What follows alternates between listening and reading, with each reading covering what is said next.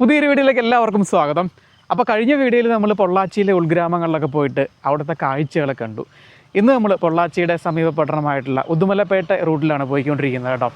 അപ്പോൾ യാത്രാമധ്യേ ആനമലയ്ക്ക് സമീപമുള്ളത് ഈ മനോഹര സ്ഥലത്തുനിന്ന് രാവിലെ തന്നെ നമ്മുടെ വീഡിയോ ആരംഭിക്കാമെന്ന് കരുതി. അപ്പോൾ രാവിലെ സമയം 7 മണിയായിട്ടുണ്ട് കേട്ടോ. നേരമൊക്കെ വെളുത്തു. അടിപൊളിയൊരു സ്ഥലം അല്ലേ. ഇവിടെ പ്രത്യേകിച്ച് എന്താണ് ഇത്ര കാണാനുള്ളതെന്ന് ചോദിച്ചാൽ അതെ ഈ കാണുന്ന ഈ നെൽവയൽ പാടശേഖരങ്ങൾ തന്നെയാണ് കേട്ടോ. പക്ഷേ രാവിലത്തെ ഇവിടുത്തെ കാഴ്ച എന്ന് പറഞ്ഞാൽ ഇപ്പം ഞാറൊക്കെ നട്ട ഒരു പച്ചപ്പായിട്ട് നിൽക്കുന്ന ഒരു സമയമാണേ. അപ്പോൾ ഈ പ്രദേശത്തൊക്കെ മഴയാണേ. ഇനി മുന്നോട്ട് ചെല്ലും തോറും എങ്ങനെയാണെന്ന് അറിയില്ല. ഈ പരിസരം മൊത്തം ഇങ്ങനെ നനഞ്ഞാണ് കിടക്കുന്നത്. അപ്പോൾ രാത്രിയിലൊക്കെ നല്ല മഴയായിരുന്നിരിക്കാം. എവിടേക്കോ നമ്മുടെ കേരളത്തിനെയൊക്കെ ഓർമ്മിപ്പിക്കുന്ന വിധമുള്ള കാഴ്ചകളൊക്കെ വേറെ ഒന്നുമല്ലത്. ആ തോട് ഒഴുകുന്ന കണ്ടിട്ട് പറഞ്ഞ കേട്ടോ. ചെറിയൊരു തോട് ഈ കണ്ടത്തിൻ്റെ സൈഡിൽ കൂടെ ഒഴുകി പോകുന്നുണ്ട്. ഈ പാടശേഖരങ്ങളുടെ ഉള്ളിലായിട്ട് ചെറിയൊരു വീട് കാണാം കേട്ടോ. ഒരു ഷെഡ് പോലെ. അതൊരു വീടാണെന്ന് ഞാനിങ്ങനെ കരുതുവാണ്. അതുപോലെ തന്നെ ആ വീടിന് സമീപമായിട്ട് ഒരു പശുത്തൊഴുത്തുണ്ട്. തൊഴുത്തിൻ്റെ അകത്ത് വൈക്കോലൊക്കെ കൊണ്ട് അടുക്കി വെച്ചേക്കുന്നത് കാണാം. അവിടെ ഒരു അണ്ണൻ പശുവിനെ രാവിലെ നോക്കുന്ന ജോലികളൊക്കെ ചെയ്യുന്നുണ്ട്. പാടശേഖരങ്ങളുടെ അതിർത്തിയിലായിട്ട് വലിയ തെങ്ങും തോപ്പുകൾ നമുക്ക് കാണാം. അതുപോലെ തന്നെ നമ്മുടെ പശ്ചിമഘട്ടത്തിൻ്റെ ഭാഗമായ മലനിരകളൊക്കെ നമുക്ക് കാണാനായിട്ട് സാധിക്കും. രാവിലെ തന്നെ ഇവിടുത്തെ ഗ്രാമീണർ ഈ പാടശേഖരങ്ങളിൽ വന്ന് ഓരോ ജോലികളൊക്കെ ആരംഭിച്ചിട്ടുണ്ട്.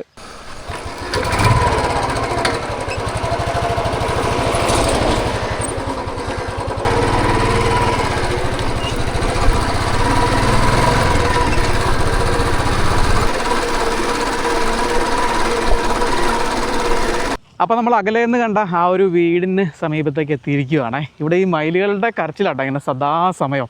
അപ്പോൾ നമ്മളെ കണ്ട തോടില്ല, തോട് അങ്ങ് ദൂരെ നിന്നാണ് ഒഴുകി വരുന്നത് കേട്ടോ. അണ്ണ വണക്കം. അപ്പോൾ അണ്ണതേ ഞാൻ അവിടെ അകലെ നിന്ന് കണ്ടപ്പോൾ അത്ര ക്ലിയറായിട്ട് നമുക്ക് കാണാൻ പറ്റുന്നില്ലായിരുന്നു കേട്ടോ.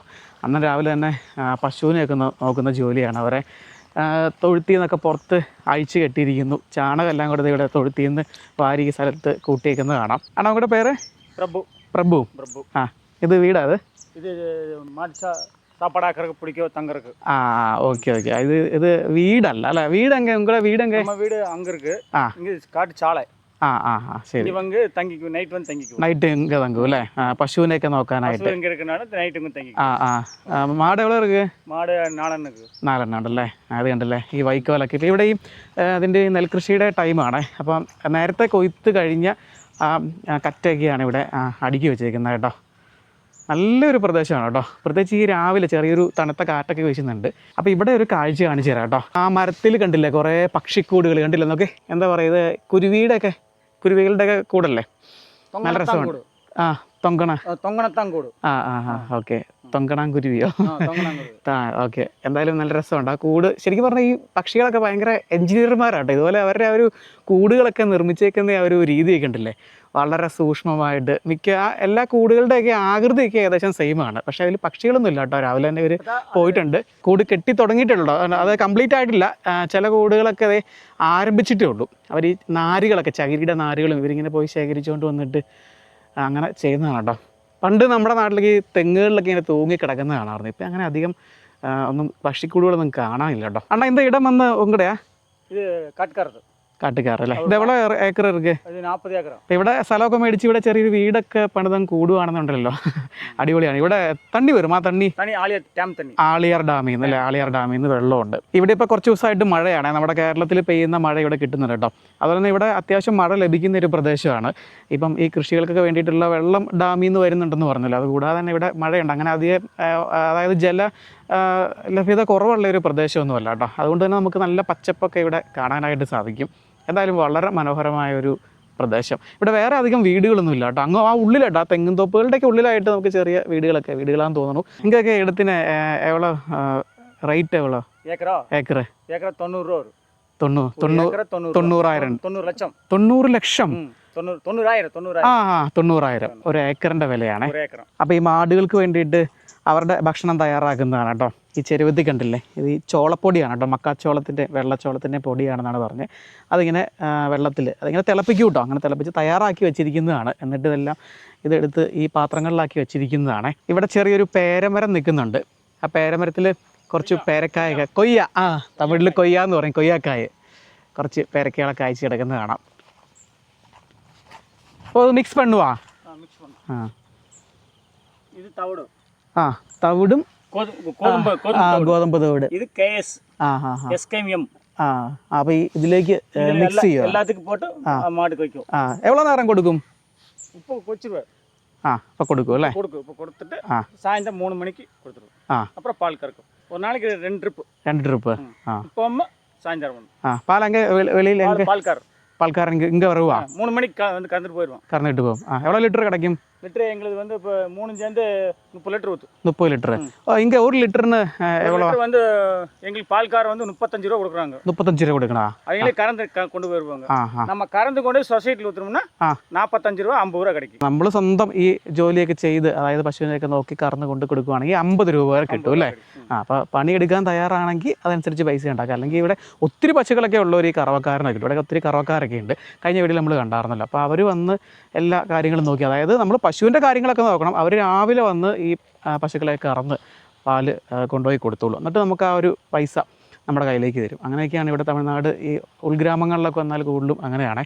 കാരണം ഇവിടെ അതുപോലെ പശുക്കൾ വീട്ടിലൊക്കെ ഒത്തിരി പശുക്കളൊക്കെ ഉണ്ടാവും. കൂടുതലും ഇങ്ങനെയാണ് തമിഴ്നാട്ടിൽ. കാരണം നമ്മുടെ കേരളത്തിൽ പോലെയല്ല, ഒത്തിരി പശുക്കളെയൊക്കെ വളർത്തും. അപ്പോൾ എല്ലാം കൂടെ ഇങ്ങനെ നമുക്ക് നോക്കി നടത്താൻ പറ്റില്ല. അതുകൊണ്ട് ഇങ്ങനെ കറവക്കാരനെ ചോദിക്കും. അങ്ങനെയാണ് ഇവരുടെ കാര്യങ്ങളൊക്കെ എന്ന് പറയുന്നത് കേട്ടോ. അപ്പോൾ അവിടുന്ന് വീണ്ടും അല്പദൂരം സഞ്ചരിച്ച് നമ്മളിപ്പം തുറയൂർ എന്നറിയപ്പെടുന്ന ഒരു ഉൾഗ്രാമത്തിലേക്ക് എത്തിയിരിക്കുകയാണ്. അപ്പോൾ ഈ വഴി മെയിൻ വഴിയൊന്നുമല്ല കേട്ടോ. മെയിൻ വഴിയിൽ നമ്മൾ ബൈക്ക് വെച്ചിട്ട് ഞാനിങ്ങനെ കുറേ ദൂരം ഉള്ളിലേക്ക് നടന്നു വന്നു. ഇതൊരു തെങ്ങുതോട്ടത്തിൽ നിന്ന് ആ ഗ്രാമത്തിനുള്ളിലൂടെ മെയിൻ റോഡിലേക്ക് കടന്നു പോകുന്ന ഒരു മൺപാതയാണ് കേട്ടോ. ഇവിടെ മഴയുടെ ഒരു ആരംഭമാണ്. ചെറുതായിട്ട് മഴയൊക്കെ പൊടിക്കുന്നുണ്ടായിരുന്നു. നമ്മുടെ കേരളത്തിൽ ഇപ്പോൾ നല്ല രീതിയിൽ മഴ പെയ്തുകൊണ്ടിരിക്കുകയല്ലേ. അപ്പോൾ നമ്മൾ ഈ വീഡിയോ എടുക്കുന്ന ദിവസം എന്ന് പറയുന്നത് ജൂലൈ 31 വെള്ളിയാഴ്ചയാണ് കേട്ടോ. നല്ല മഴയാണ് കേരളത്തിൽ. അപ്പോൾ അതിൻ്റെ ഒരു ഭാഗമാണ് ഇപ്പോൾ ഇവിടെ ഈ പെയ്തുകൊണ്ടിരിക്കുന്നത് കേട്ടോ. നമ്മുടെ കേരളത്തോടൊക്കെ ചേർന്ന് കിടക്കുന്ന ഒരു പ്രദേശമായതുകൊണ്ട്. അപ്പോൾ അതായത് മഴ അതുപോലെ നല്ല മഴയില്ല എങ്കിലും ആ മഴയുടെ ഒരു ചെറിയൊരു ഫീലൊക്കെ നമുക്കിവിടെ കിട്ടുന്നുണ്ട്. ഒരു പ്രത്യേക ഇനത്തിലുള്ള കള്ളിമുൾച്ചെടിയാണ്. നിറയെ മുള്ളുകളൊക്കെ ആയിട്ട് ആ ഭാഗത്തേക്ക് അടുക്കാൻ പോലും പറ്റില്ല. പണി എപ്പോൾ കിട്ടിയെന്ന് ചോദിച്ചാൽ മതി. നിറയെ പൂക്കളും കായ്ക്കളൊക്കെ ആയിട്ട്. കായെന്ന് പറഞ്ഞാൽ ഇത് പഴമാണ് കേട്ടോ. ഇത് പഴുത്ത് കഴിഞ്ഞാൽ ഏകദേശം നമ്മുടെ ഡ്രാഗൺ ഫ്രൂട്ടിനോട് സമാനമായിട്ടുള്ള ഫ്രൂട്ടാണുള്ളത്. ഏകദേശം ആ ഒരു ടേസ്റ്റൊക്കെ ഉണ്ടോ. വലിയ ടേസ്റ്റൊന്നുമില്ല. ഈ പറഞ്ഞ പോലെ ഡ്രാഗൺ ഫ്രൂട്ടിന് വലിയ ടേസ്റ്റൊന്നുമില്ല. ഏകദേശം അതിനോടൊക്കെ സാമ്യമുള്ളതാണ്. പിന്നെ ഇതെല്ലാം ഒരേ ഇനത്തിൽ, ഈ ഡ്രാഗൺ ഫ്രൂട്ടൊക്കെ ഇതിൻ്റെ ഇനത്തിൽ പെടുന്നതാണ്. ഇത് ശരിക്കും പറഞ്ഞാൽ ഇതാണ് കായ. ഇത് പഴുത്തത് പഴമാകും കേട്ടോ. അതിൻ്റെ അഗ്രത്ത് കണ്ടില്ലേ ഈ പൂ ഉണ്ടായി നിൽക്കുന്നത്. ഇത് പൂ പൊഴിഞ്ഞു പോകും. അതിന് ശേഷമാണ് ഈ പഴം ആ കായ പഴുക്കുന്നത് കേട്ടോ. ആ പൂ കാണാനായിട്ട് നല്ല ഭംഗിയാണ്. ആ ഭംഗി മാത്രമേ ഉള്ളൂ. നമുക്ക് അടുത്തേക്ക് അടുക്കാൻ പോലും സാധിക്കില്ല. ജസ്റ്റ് ഒന്ന് കൈ കൊണ്ട് വെച്ച് കഴിഞ്ഞാൽ അപ്പം തന്നെ മുള്ളെല്ലാം കുത്തി കയറും കേട്ടോ. അപ്പോൾ ഇവിടുന്ന് ഈ ഗ്രാമത്തിലെ വീടുകളുടെയൊക്കെ ഒരു നിര ആരംഭിക്കുക കേട്ടോ. പലതരത്തിലുള്ള വീടുകൾ നമുക്ക് ഇവിടെ കാണാനായിട്ട് സാധിക്കും. ഏറ്റവും ഔട്ടർ സൈഡിലായിട്ട് നമ്മൾ കാണുന്ന വീടുകളൊക്കെ എന്ന് പറയുന്നത് കൂടുതലും ആസ്പെറ്റോസ് വെച്ച് അതിൻ്റെ ഭിത്തികളൊക്കെ പണിതിട്ട് ഓട് മേഞ്ഞേക്കുന്ന വീടുകളാണ്. അതുപോലെ തന്നെ പൂർണ്ണമായിട്ടും ആസ്പെറ്റോസ് വെച്ച് നിർമ്മിച്ച വീടുകളുമുണ്ട്.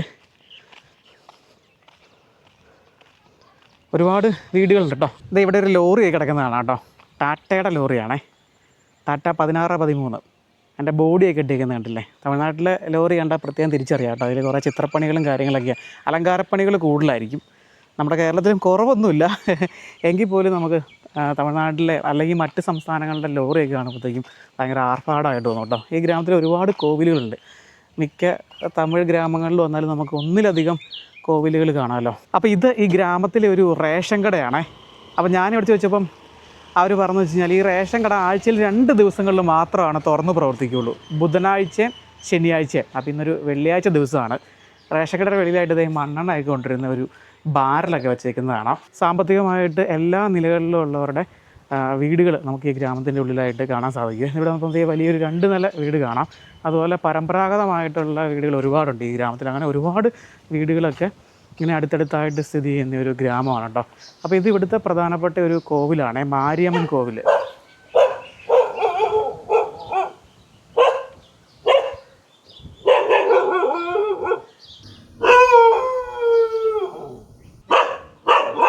സീനായല്ലോ. അണ്ണൻ വരുന്നുണ്ട് പിടിച്ചു മാറ്റാൻ. കുഴപ്പമൊന്നും ഇല്ലാന്ന് തോന്നുന്നു. വാലാട്ടുന്നുണ്ടേ.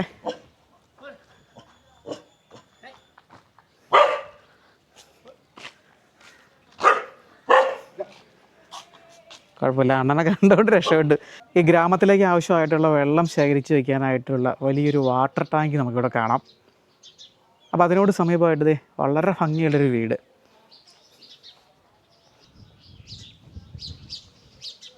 ഇങ്ങനത്തെ പരമ്പരാഗതമായിട്ടുള്ള ഒരുപാട് വീടുകൾ നമുക്ക് ഈ ഗ്രാമത്തിനുള്ളിലായിട്ട് കാണാൻ സാധിക്കും കേട്ടോ. തമിഴ്നാട്ടിലെ വീടുകളൊക്കെ എത്ര സിമ്പിളായിട്ടാണ് പണിയുന്നത് അല്ലേ. 4 ചുമര് ഒരു മേൽക്കൂര വന്നു കഴിഞ്ഞാൽ വീടായിട്ടോ. അതിന് വേറെ പ്രത്യേകം അധികം പണികളൊന്നും ചെയ്യുമൊന്നുമില്ല. ഈ ഗ്രാമത്തിനുള്ളിലേക്ക് മെയിൻ റോഡിൽ നിന്ന് കടന്നു വരുന്ന ഒരു വഴിയാണ് കേട്ടോ. അപ്പോൾ ഈ വഴിയുടെ 2 സൈഡിലുമായിട്ടാണ് ഈ വീടുകളെല്ലാം ഉള്ളത്. ആ വഴി നോക്കിയാൽ വളരെ ഭംഗിയായിട്ട് കോൺക്രീറ്റ് ചെയ്തിട്ടുണ്ട്. പക്ഷേ അത്ര വൃത്തിയെന്നൊന്നും പറയാൻ പറ്റില്ല. ഇതിൻ്റെ ഔട്ടർ സൈഡിൽ നമുക്ക് ഒരുപാട് ചപ്പുചവറുകളും വേസ്റ്റുകളൊക്കെ കൂട്ടിയിട്ടൊക്കെ കാണാം. പക്ഷേ ഇതിൻ്റെ ഈ ഒരു ഭാഗം എന്ന് പറയുന്നതൊക്കെ നീറ്റായിട്ട് തന്നെ സൂക്ഷിച്ചിട്ടുണ്ട്. വീടുകളുടെയൊക്കെ വെളിയിലായിട്ട് ഈ വഴിയിലൊക്കെ ചാണകമൊക്കെ മെഴുകി കോലമൊക്കെ വരച്ച്. കോയമ്പത്തൂർ ജില്ലയിലെ ജെല്ലിപ്പെട്ടി പഞ്ചായത്തിലാണ് ഈ ഗ്രാമം സ്ഥിതി ചെയ്യുന്നത് കേട്ടോ. അപ്പോൾ ഈ ഗ്രാമത്തിലെ ഒരു സ്കൂളാണിത് ഈ കാണുന്നത്. സ്കൂൾ എന്ന് പറഞ്ഞാൽ ഇതൊരു നേഴ്സറി സ്കൂളാണ്. അപ്പോൾ തമിഴ്നാട്ടിലെ ഗ്രാമങ്ങളിലൂടെയൊക്കെ യാത്ര ചെയ്യുമ്പോൾ ഞാൻ ഒരുപാട് കണ്ടിട്ടുള്ളൊരു കാഴ്ചയാണ് കേട്ടോ. പക്ഷേ നമ്മുടെ വീഡിയോയിൽ ഇതുവരെ കാണിക്കാനായിട്ട് സാധിച്ചിട്ടില്ല. ഇവിടെ നോക്കി ഈ പാട്ടിയുടെ കയ്യിൽ കുറച്ച് കുരുക്കളൊക്കെ കാണാം. ഇത് കണ്ടില്ലേ, ഈ ടിന്നിലിട്ട് വെച്ചേക്കുന്നത്. ഇത് എന്തിൻ്റെ കുരുവെന്നറിയോ? ഇത് ആര്യവേപ്പ് കണ്ടില്ലേ, ഇവിടെ ആര്യവേപ്പിൻ്റെ മരം നിൽക്കുന്നുണ്ട്. ഈ ആര്യവേപ്പിൻ്റെ കായാണ്. ഇത് നിലത്ത് ഒരുപാട് വീണ് കിടക്കുന്നുണ്ട് കേട്ടോ. അപ്പോൾ അത് പിറക്കി ഇങ്ങനെ വെളിയിൽ കൊടുത്തു കഴിഞ്ഞാൽ ഇവർക്കൊരു 1 കിലോയ്ക്ക് ഒരു 100 രൂപ വരെ കിട്ടുമെന്നാണ് പറഞ്ഞത്. ഇതതിൻ്റെ തൊണ്ട് മാത്രമേ ഉള്ളൂ. ആ തൊണ്ടിൻ്റെ അകത്തുനിന്ന് കായ ഇങ്ങനെ വേർപെടുത്തി എടുത്തേക്കുവാണ്. ഇത് ആട്ടി ഇനി ഓയിൽ എടുക്കുന്നത്. അപ്പോൾ അതിന് വേണ്ടിയിട്ടാണ് പേപ്പെണ്ണ എന്ന് പറയില്ലേ, അപ്പോൾ സംഭവം. അപ്പോൾ ഇങ്ങനെ ഒരുപാട് മരങ്ങൾ ഈ ഒരു പ്രദേശത്ത് നിൽക്കുന്നുണ്ട്. അപ്പോൾ അവരങ്ങനെ പെറുക്കിയെടുത്ത് ഇങ്ങനെ കൊടുക്കും കേട്ടോ വെളിയിൽ.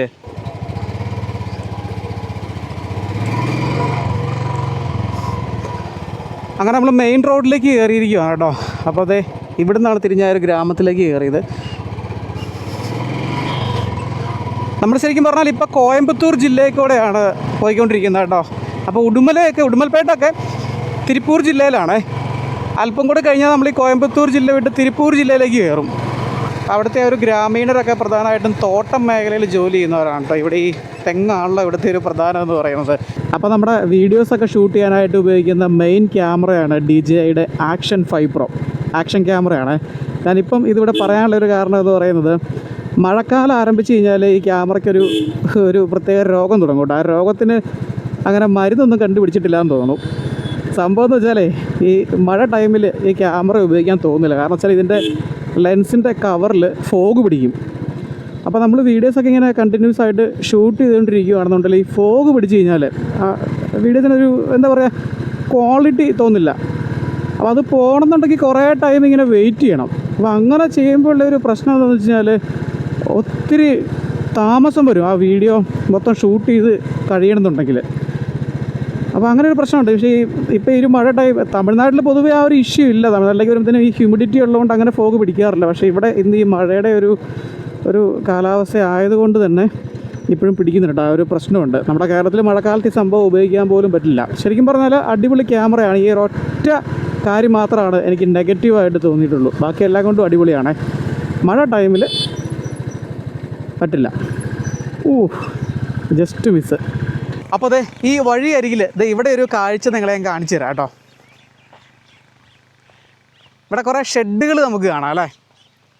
ഇതെന്താണെന്നറിയാമോ? അപ്പോൾ ഈ കാണുന്നതാണ് ഉള്ളിപ്പുരകൾ.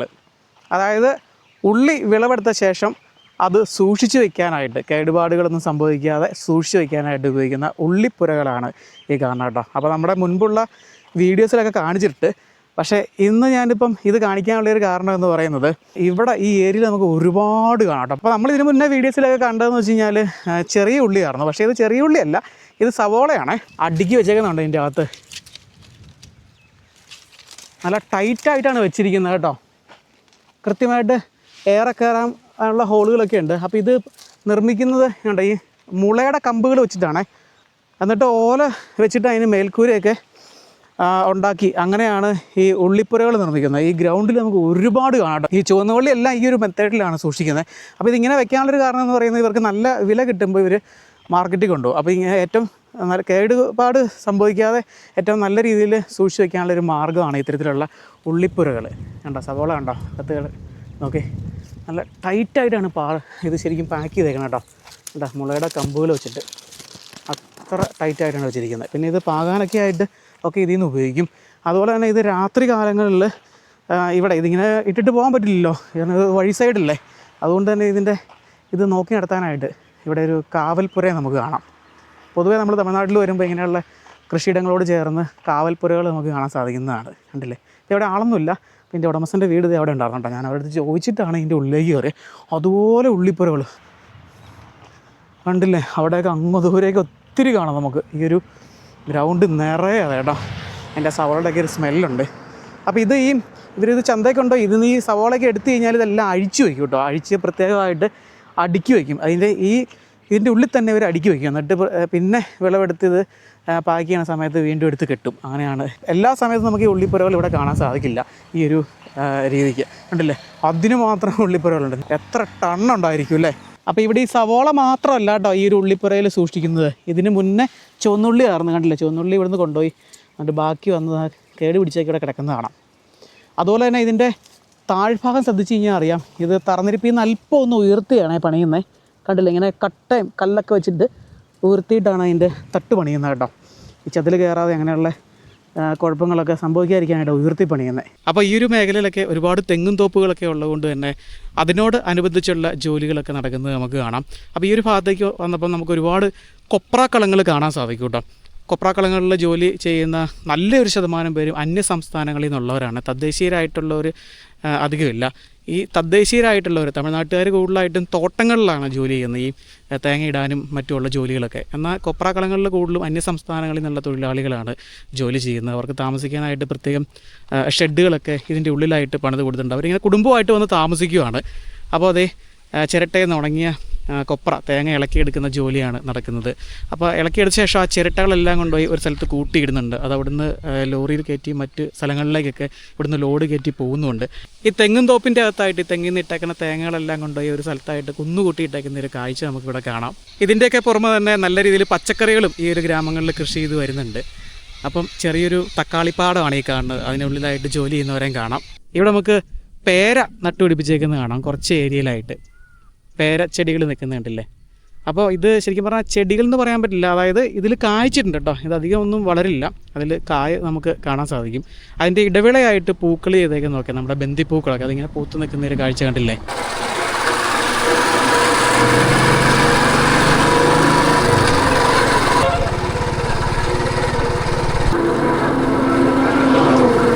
അങ്ങനെ നമ്മൾ ഉടുമലൈപ്പേട്ട് റീജിയനിലേക്ക് കടന്നിരിക്കുകയാണ്.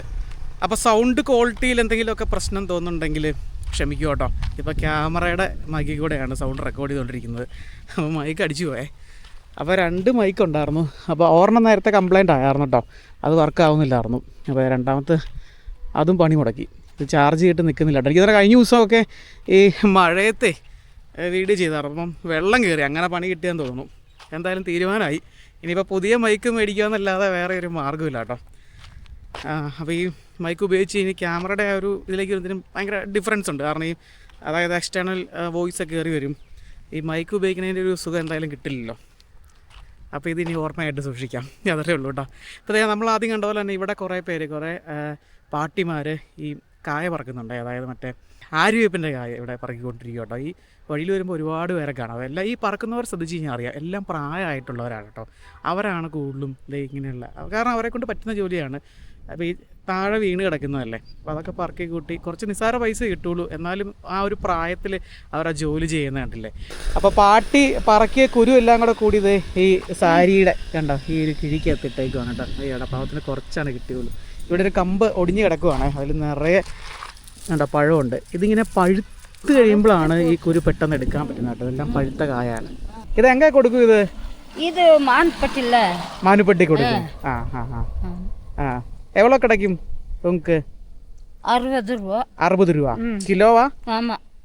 കിലോയ്ക്ക് ഇവിടെ 60 രൂപ. പല സ്ഥലത്തും പല വിലയാണ്. ഇത് ചുമ്മാ വീട്ടിലേ തന്നെ ഉட்கார்ந்திருக்கிறோம். அப்ப இது எப்படி வேலை செஞ்சுக்கிட்டு അതാണ് അതായത് വെറുതെ വീട്ടിൽ ഇരിക്കുന്ന നല്ലതല്ലേ ഇങ്ങനെ വേല ചെയ്യുന്നത് കണ്ടില്ലേ. வேலை செஞ்சுக்கிட்டு இருந்தது உடம்புக்கும் நல்லா இருக்கு. അപ്പൊ ഇവർക്ക് ഈ ഇവിടെ ഈ തമിഴ്നാട്ടിലുള്ളവർ ഈ പ്രായമായിട്ടുള്ളവർക്കൊന്നും അങ്ങനെ വലിയ രോഗങ്ങളൊന്നും ഇല്ല കേട്ടോ. അവര് ഇത്രയും പ്രായമായി കഴിഞ്ഞാലും അവരങ്ങനെ ഈ ജോലി ചെയ്യും കണ്ടില്ലേ. ഇവരെ ഇപ്പോൾ ഉള്ളവരൊക്കെ അങ്ങനെ വെറുതെ വീട്ടിൽ ഇരിക്കുമൊന്നുമില്ല. ഉണങ്ങിയതാണ് കേട്ടോ ഇവര് പറക്കി എടുക്കുന്നത്. അതായത് ഉണങ്ങി കഴിയുമ്പോൾ ഇത് തന്നെ പൊട്ടിക്കിടക്കും ഇവിടെ. ഇത് കണ്ടില്ലേ, കണ്ടോ?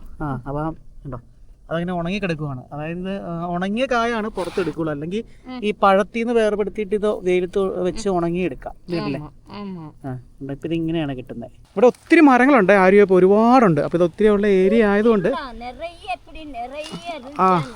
ആ ஒரு பொழுதுக்கு பொறிச்சிடலாம் 5 கிலோ 6 கிலോ പൊറിച്ചിടலாம். ആ ആ അപ്പോൾ ഒരു ദിവസം ഒന്ന് മെനക്കെട്ട് കഴിഞ്ഞാൽ ഒരു 5-6 കിലോ പറക്കി കഴിഞ്ഞാൽ 100-300 രൂപ മുകളിലുണ്ടാക്കാം കേട്ടോ. ഇത് പല സ്ഥലത്തും പല വിലയാണ്. ஆமா അപ്പം മൈക്ക് പോയതിൻ്റെ എല്ലാ കുറവും അറിയാൻ പറ്റുന്നുണ്ട് കേട്ടോ. നല്ല കാറ്റാണ് ഇവിടെ വീശിക്കൊണ്ടിരിക്കുന്നത്. അപ്പോൾ സൗണ്ടൊക്കെ എത്രത്തോളം നന്നായിട്ട് കിട്ടുമെന്ന് അറിയില്ല. അപ്പോൾ നമ്മൾ ഇളയമുത്തൂർ എന്ന പേരിൽ അറിയപ്പെടുന്ന ഒരു ഗ്രാമത്തിലേക്കാണ് എത്തിയിരിക്കുന്നത് കേട്ടോ. ഇളയമുത്തൂര് ആരെങ്കിലും ഈ ഗ്രാമത്തെക്കുറിച്ച് കേട്ടിട്ടുണ്ടോ? സാധ്യത കുറവായിരിക്കും. അല്ല, അങ്ങനെ നോക്കുകയാണെന്നുണ്ടെങ്കിൽ നമ്മൾ കാണാത്ത അല്ലെങ്കിൽ നമ്മൾ കേൾക്കാത്ത നമ്മൾ അറിയാത്ത എത്രയോ ഉൾഗ്രാമങ്ങളുണ്ടല്ലേ തമിഴ്നാട്ടിലെ. അപ്പോൾ അതിലൊരു ഉൾഗ്രാമമാണ് അല്ലെങ്കിൽ ഒരു പക്ക ഒരു കുഗ്രാമം എന്ന് പറയാം ഈ ഇളയമുത്തൂര്. അപ്പോൾ ഇളയമുത്തൂര് ഉടുമലപ്പേട്ട് ടൗണിൽ നിന്ന് ഏകദേശം 20 കിലോമീറ്റർ ഉള്ളിലായിട്ട് സ്ഥിതി ചെയ്യുന്ന ഒരു ഗ്രാമമാണ് കേട്ടോ. ഉടുമലപ്പേട്ടയിൽ നിന്ന് മൂന്നാറിലേക്ക് പോകുന്ന വഴിയിൽ വീണ്ടും ഉള്ളിലേക്ക് വരണം ഈ ഒരു ഗ്രാമത്തിൽ എത്താനായിട്ട്. ഇവിടെ ഒരു ടൗൺഷിപ്പ് ഒക്കെ ഉണ്ട് ഇളയമുത്തൂർ എന്ന പേരിൽ. അത്യാവശ്യം കടകൾ കാര്യങ്ങളൊക്കെ ഉണ്ട്. അപ്പോൾ അവിടെ നിന്നൊക്കെ കുറച്ച് മാറിയാണ് നമ്മളിപ്പം ഈ ഒരു സ്ഥലത്ത് നിൽക്കുന്നത് കേട്ടോ. നമ്മൾ ഏതാനും മാസങ്ങൾക്ക് മുമ്പ് ഒന്ന് ചെയ്ത മാനുപ്പെട്ടിയില്ലേ, മാനുപ്പെട്ടി ഗ്രാമത്തിൻ്റെ ഈ ഒരു സമീപ പ്രദേശമാണ്. അപ്പോൾ ഇളയമുത്തൂര് ഒരു പക്ക ഒരു കാർഷിക ഗ്രാമമാണ് കേട്ടോ. ഇവിടെ പച്ചക്കറികൾ, വിവിധ തരത്തിലുള്ള പച്ചക്കറികളുണ്ട്. ഇപ്പോൾ ഇവിടെ മത്തൻ ഇറക്കിയിട്ടുണ്ട്, അതുപോലെ പയറുണ്ട്. പിന്നെ ഈ ഒരു പ്രദേശത്ത് ഏറ്റവും പ്രധാനമായിട്ട് ചെയ്യുന്നത് ചോളമാണ് കേട്ടോ. അതിനൊക്കെ പുറമെ ഒരുപാട് കോഴി ഫാമുകൾ നമുക്ക് ഈ ഒരു ഏരിയയിൽ കാണാനായിട്ട് സാധിക്കും. അതിനൊക്കെ പുറമെ പട്ടുനൂൽ വ്യവസായം, പട്ടുനൂലൊക്കെ ഉൽപ്പാദിപ്പിക്കുന്ന കുറേ ഫാമുകളൊക്കെ ഈ ഒരു പ്രദേശത്ത് സ്ഥിതി ചെയ്യുന്നുണ്ട്. നമ്മൾ മാനുപ്പെട്ടി ഗ്രാമത്തിൻ്റെ വീട് ചെയ്തപ്പം അത്തരത്തിലൊരു ഫാമിൽ പോയില്ലായിരുന്നോ. അപ്പോൾ ഇവിടുന്ന് ഒരു 13 കിലോമീറ്റർ പോയി കഴിഞ്ഞാൽ നമുക്ക് അമരാവതി ഡാമിൻ്റെയൊക്കെ അടുത്തേക്ക് എത്താനായിട്ട് സാധിക്കും കേട്ടോ. അപ്പോൾ അമരാവതി ഡാമിലേക്ക് പോകാനായിട്ട് ഇതേ ഈ റൂട്ടിലൊന്നും കയറി വരേണ്ട ആവശ്യമൊന്നുമില്ല കേട്ടോ. പിന്നെ ഇതിലേ നമുക്ക് പോവാം, ഈ ഒരു ഡയറക്ഷനിലാണ്, അതുകൊണ്ട് പറഞ്ഞതാണേ. അപ്പോൾ എന്തായാലും നല്ല മനോഹരമായ ഒരു ഗ്രാമം തന്നെയാണ്. ഈ ഗ്രാമത്തിൻ്റെ ഏറ്റവും വലിയൊരു ഭംഗി എന്ന് പറയുന്നത് നമ്മുടെ പശ്ചിമഘട്ടത്തിൻ്റെ താഴെയാട്ടോ. പശ്ചിമഘട്ടത്തിൻ്റെ താഴെയായിട്ട് വളരെ കുറച്ച് വീടുകളും അതിലൊക്കെ ഉപരി ഒരുപാട് കൃഷിയിടങ്ങളൊക്കെ ആയിട്ടുള്ള ഒരു പ്രദേശമാണ് കേട്ടോ. നമ്മൾ ഏതൊരു ഉൾഗ്രാമങ്ങളിലേക്ക്, അതായത് തമിഴ്നാടിൻ്റെ ഒരു ഉൾഗ്രാമത്തിലേക്ക് വന്നു കഴിഞ്ഞാലും കാണുന്ന പോലെയുള്ള അതിനോട് സമാനമായിട്ടുള്ള കാഴ്ചകളൊക്കെ തന്നെയാണ് ഇവിടെ കാണുന്നത് കേട്ടോ. ഈ കൃഷികളും അതുപോലെ തന്നെ ആടുമാട് വളർത്തലുകളും ഒക്കെ ആയിട്ടുള്ള ഒരു ഗ്രാമമാണ് ഈ ഇളയമുത്തൂര്. ഈ കാണുന്നത് കോഴി ഫാമുകളാണ്. ഇവിടെ 100 കണക്കിന് കോഴി ഫാമുകൾ ഈ ഗ്രാമത്തിൻ്റെ ഉള്ളിലായിട്ട് പ്രവർത്തിക്കുന്നുണ്ട്. തമിഴ്നാടിൻ്റെ ഉൾഗ്രാമങ്ങളിൽ വന്നാലാണ് ഇങ്ങനെയുള്ള ഫാമുകളൊക്കെ കൂടുതലായിട്ട് കാണപ്പെടുന്നത് കേട്ടോ. കോഴി ഫാമുകളും മറ്റുള്ള ഫാമുകളൊക്കെ. കാരണം വെച്ചാൽ ഈ ജനവാസ മേഖലയിൽ നിന്ന് മാറ്റിയാണ് സ്ഥാപിക്കുന്നത്. ഇവിടെ അധികം വീടുകളൊന്നും ഇല്ല കേട്ടോ. ഇവിടെ ഇങ്ങനെ വെറുതെ എടുക്കണമെന്നല്ല, കൂടുതലും കൃഷി ചെയ്യാനായിട്ട് മാറ്റിയെടുത്തിട്ടുണ്ട്. അങ്ങനെ വലിയൊരു ഏരിയയിൽ കുറച്ച് വീടുകൾ മാത്രമേ ഉള്ളൂ. ലാൻഡ് ഒരുപാടുണ്ട്. അതുകൊണ്ട് തന്നെയാണ് ഇങ്ങനെയുള്ള വ്യവസായങ്ങളൊക്കെ ഇവിടെ ചെയ്യുന്നത്, കോഴി ഫാമുകളും അതുപോലെ പട്ടുനൂൽ വ്യവസായമൊക്കെ. അതുപോലെ തന്നെ ഇവിടെ ഈ ഗ്രാമത്തിൽ ഇതിനൊക്കെ പുറമേ ആയിട്ട് സോളാർ പാനലുകൾ വലിയൊരു ഏരിയയിൽ കൊണ്ട് സ്ഥാപിച്ചേക്കുന്നതാണ് കേട്ടോ. അപ്പോൾ വൻതോതിൽ സോളാറിൽ നിന്ന് വൈദ്യുതിയൊക്കെ ഉൽപ്പാദിപ്പിക്കുന്നുണ്ടെന്ന് അതിൽ നിന്ന് നമുക്ക് മനസ്സിലാക്കാനായിട്ട് സാധിക്കും. പിന്നെ മറ്റൊരു കാര്യം എന്ന് പറയുന്നത് ഇവിടേക്ക് കണക്ടിവിറ്റി വളരെ കുറവാണെന്ന് തോന്നുന്നു. അപ്പോൾ ഈ ഗ്രാമത്തിലേക്ക് ഉള്ളിലേക്കൊന്നും ബസ് കാര്യങ്ങളൊന്നും സർവീസ് നടത്തുന്നില്ല കേട്ടോ. പക്ഷേ ഇളയമുത്തൂർ ആ ഒരു ടൗൺഷിപ്പിൽ ബസ് വരുന്നുണ്ട് അവിടേക്ക്. അപ്പോൾ ഇതിൻ്റെ ഉള്ളിലേക്കില്ല കേട്ടോ. അപ്പോൾ നമ്മുടെ ഈ ഒരു വീഡിയോ ഇവിടെ വൈൻഡപ്പ് ചെയ്യുകയാണ്. മറ്റൊന്നും കൊണ്ടല്ല, വോയിസ് ഇങ്ങനെ ബ്രേക്ക് ആയിക്കൊണ്ടിരിക്കുകയാണ്. കാരണം അതുപോലെയാണ് ഇവിടെ കാറ്റ് വീശുന്നത്. അപ്പോൾ ഒരു ക്ലിപ്പ് തന്നെ ഇങ്ങനെ കുറേ ടൈം റിപ്പീറ്റ് ചെയ്തെടുത്തിട്ട് അങ്ങനെയാണ് അത് കേട്ട് നോക്കി അവസാനം ശരിയാക്കി എടുക്കുന്നത് കേട്ടോ. അല്ലാതെ കാറ്റിൽ നിന്ന് നമുക്ക് സ്റ്റോപ്പ് ചെയ്യാൻ പറ്റുമൊന്നുമില്ല. എന്തായാലും പ്രശ്നങ്ങളൊക്കെ ഉടനെ തന്നെ പരിഹരിച്ചേക്കാം. അപ്പോൾ നമുക്ക് അടുത്ത വീഡിയോ കാണാം.